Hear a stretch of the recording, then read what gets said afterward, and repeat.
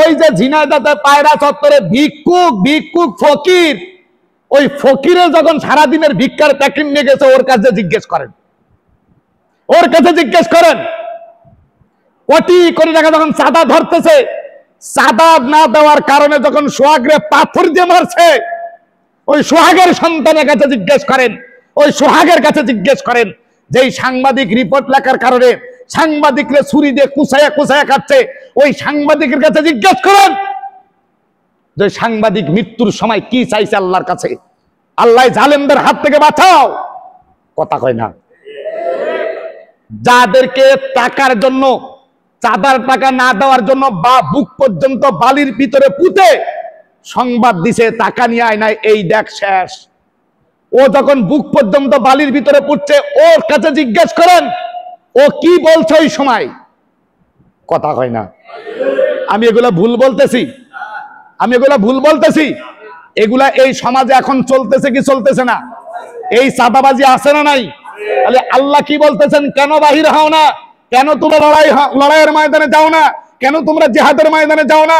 তোমরা কি দেখো না এক শ্রেণীর মানুষ হাহাকার করতেছে, চিৎকার করতেছে, চাঁদার টাকা না দেওয়ার কারণে স্ত্রীর সামনে যখন তাকে উলঙ্গ করে বেঁধে, সন্তানের সামনে, স্বামীর সামনে স্ত্রীকে যখন ধর্ষণ করতেছে, তখন ওই সন্তান, ওই স্ত্রী, ওই স্বামী কি বলতেছে আল্লাহর কাছে?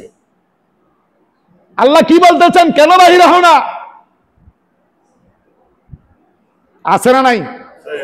এই সমাজ থেকে উৎখাত হয়ে গেছেন, এখনো আছে সমাজে। তাহলে এদের বিরুদ্ধে গর্জে ওঠার দরকার আছে না নাই? এদের বিরুদ্ধে লড়াইয়ের ময়দানে যাওয়ার দরকার আছে না নাই? এদের বিরুদ্ধে ইসলামী হুকুমত কায়েম করার দরকার আছে না নাই? আর এই কায়েম করার কথা কি পীর সাহেব কইছে? তোমরা বাহির হও লড়াইয়ের ময়দানে, পীর সাহেব কইছে নাকি আল্লাহ কইছে? যতদিন পর্যন্ত এই সমাজের ভিতরে এই অসহায় দুর্বল মানুষ থাকবে, তারা হাহাকার করবে, তারা চিৎকার করবে, তারা আল্লাহর কাছে ফরিয়াদ করবে, ততদিন পর্যন্ত কোরআনের এই আয়াত থাকবে, কোরআনের এই বাণী থাকবে, আল্লাহ রাব্বুল আলামিনের নির্দেশ থাকবে। কথা কোন ঠিক না ঠিক? এই নির্দেশ যে পালন করবে না, আর ওর চাঁদা নিছে, ও আমি তো ঠিক আছি,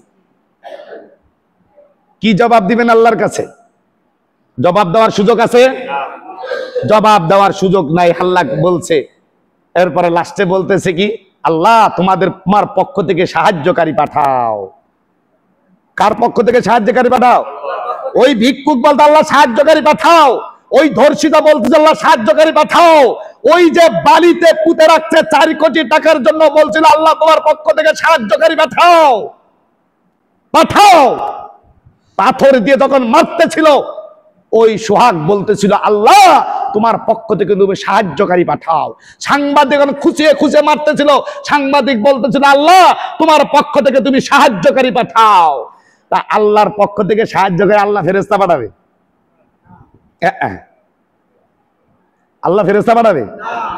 আল্লাহ কারে পাঠাবে? জোরে মান, কারে পাঠাবে?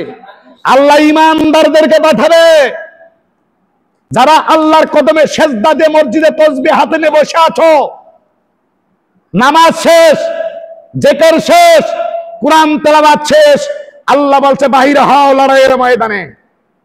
কথা কন। আকিমুদ্দিন, দিন প্রতিষ্ঠা করো, কার কথা?